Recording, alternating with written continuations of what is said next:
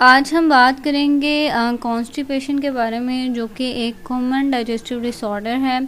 Constipation में हमें क्या डिफ़िकल्टीज़ पेश आती हैं या हम किन पेनफुल कंडीशन से गुज़रते हैं, इसके बारे में बात करते हैं।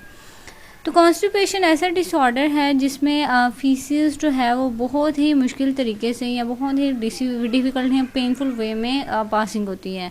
अब फीसिस क्या चीज़ होती है, इसके बारे में मैंने आपको पहले भी बताया था। फीसिस एक ऐसी चीज़ है, यानी हमारी जो स्मॉल इंटेस्टाइन है उसके थ्रू जब चीज़ें अनडाइजेस्टेड पार्ट जो है वो जब लार्ज इंटेस्टाइन में जाता है तो पहले लिक्विड शेप में होता है, फिर उसके बाद ये सॉलिड शेप में हो जाता है। और सॉलिड में मतलब जो बन जाती है वो हमारी बॉडी से पास हो जाता है।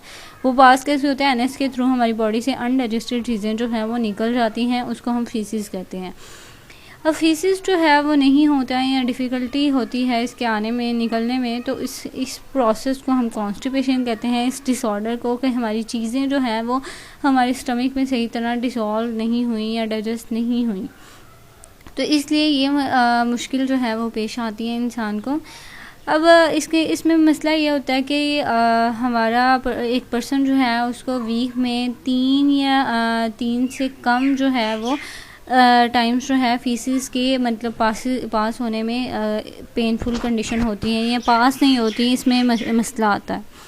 तो ये एक बहुत ही कॉमन डाइजेस्टिव डिसऑर्डर है पाकिस्तान में कि इस तरह के केसेस जो हैं वो सामने आते हैं।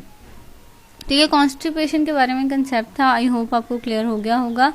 इसे नेक्स्ट वीडियोस में हम इसके सिम्टम्स देखेंगे और इसके अलावा हम इसके काजेज़ और ट्रीटमेंट के बारे में बात करेंगे। आई होप आपको इसको वीडियो की समझ आ गई होगी। इसके रिगार्डिंग अगर आपका कोई भी क्वेश्चन है तो आप कमेंट सेक्शन में पूछ सकते हैं।